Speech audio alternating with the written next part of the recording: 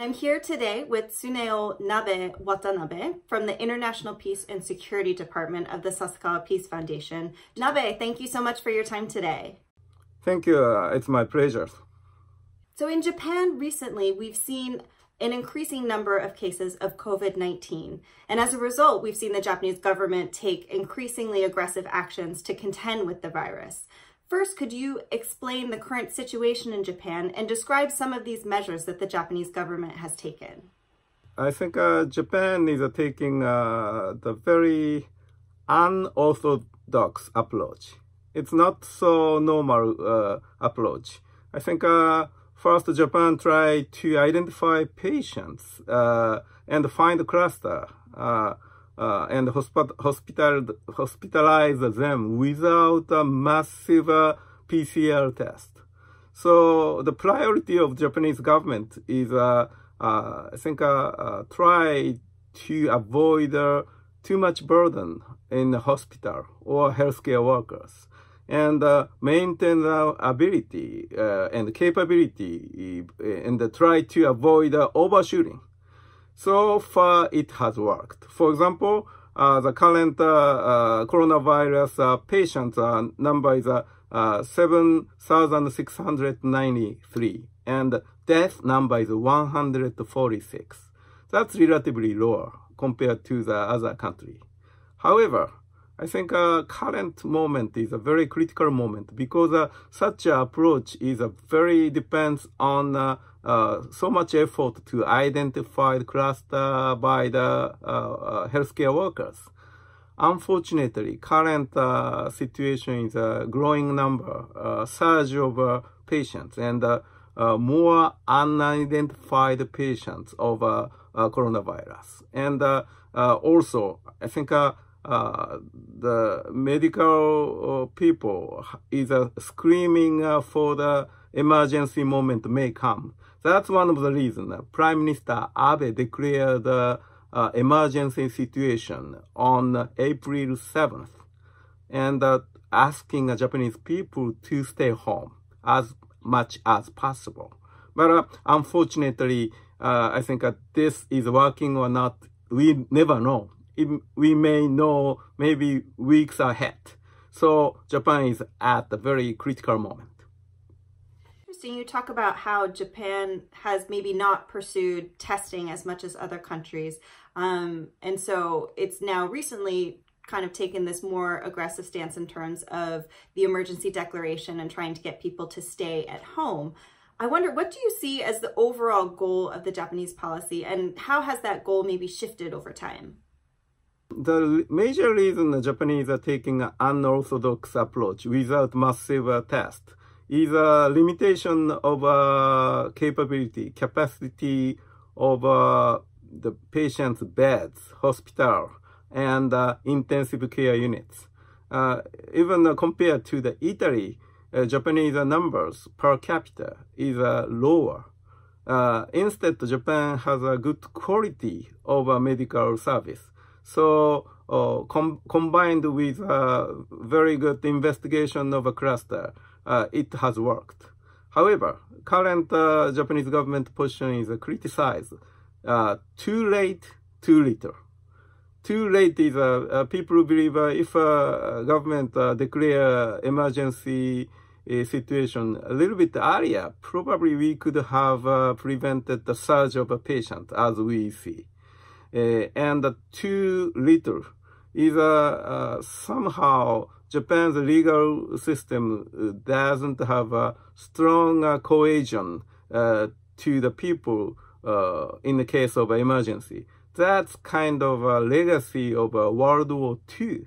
I think Japan suffered a lot of the sacrifice of individual human rights during a war. So after World War II, Japan didn't experience a serious war.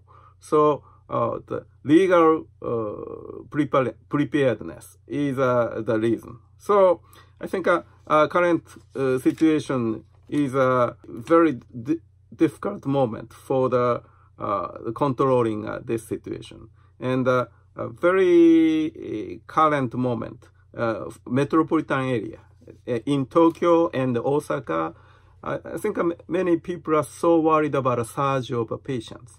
And even some news from Osaka today is several medical workers is utilizing a plastic garbage bag for the protection for the medical workers.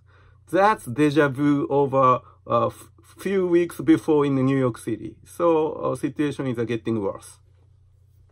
As you say, we're in this critical moment and it's difficult to see where things are going to go one way or the other.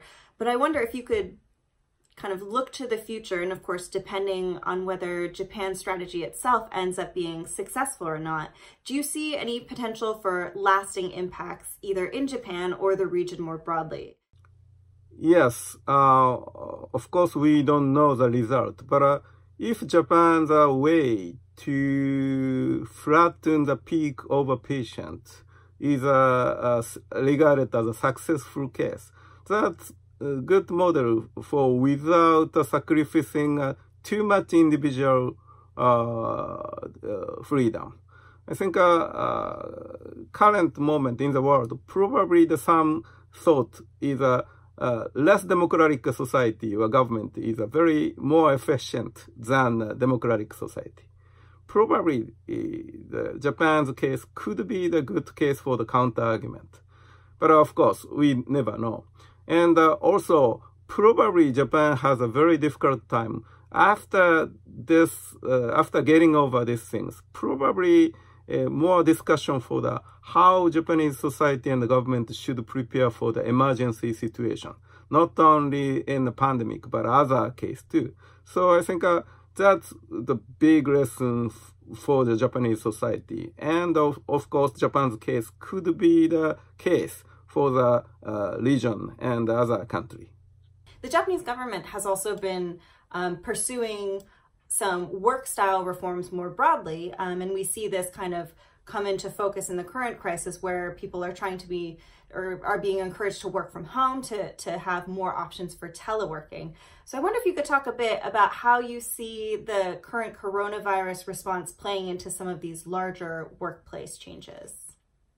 That's a very interesting question because the Japanese government has keep pushing to the people to change mind setting of a working place, so-called revolution or reform of a working style. And the Japanese government encourage many companies to change. But result is a very, very not remarkable. I think the very difficult for anybody to change a working style suddenly without any big shock. So the coronavirus infection would be the good incentive for any people and any company and business leader to change. Because, before coronavirus, somehow the delay in the digitalization of a business would be some key neck for the Japan's further development economy. So I think a crisis moment is clearly could be the chance of the future. What do you see as some of the additional issues regarding the international security situation around Japan in the context of this current COVID-19 crisis? I think Japan is watching a very difficult situation, more tension between China and the United States. And Japan is, of course, a major ally of the United States. And we are heavily dependent on U.S. military capability in Asia, especially the Indo-Pacific. And recently, unfortunate news is coronavirus infection in U.S. naval officers under the Indo-Pacific Command. And 2 aircraft carriers somehow not functioning well because of many infection of coronavirus. And on the other hand, Chinese is very active. And very recently, China conducted military exercise with carrier, I think aircraft carrier group, Ryōten. And that passed from Miyako Strait and go down to the the Taiwan. And very recently, Defense Minister Kono complained and criticized about China's attitude because China is very active to the sending vessel to the Senkaku Islands under the Japanese administrative control. So, you know, it seems to me China is getting over coronavirus. That's good news for especially the Japan's economy. But also, China's active military assertive action continues. That's bad news for Japan. And somehow trouble in the U.S. Navy is worrisome for the Japan. So I think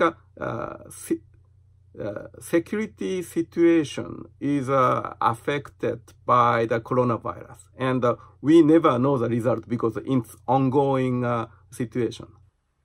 All right, and on that note, thank you so much, Nabe, for your insight into the current situation in Japan. Thank you. It's my pleasure.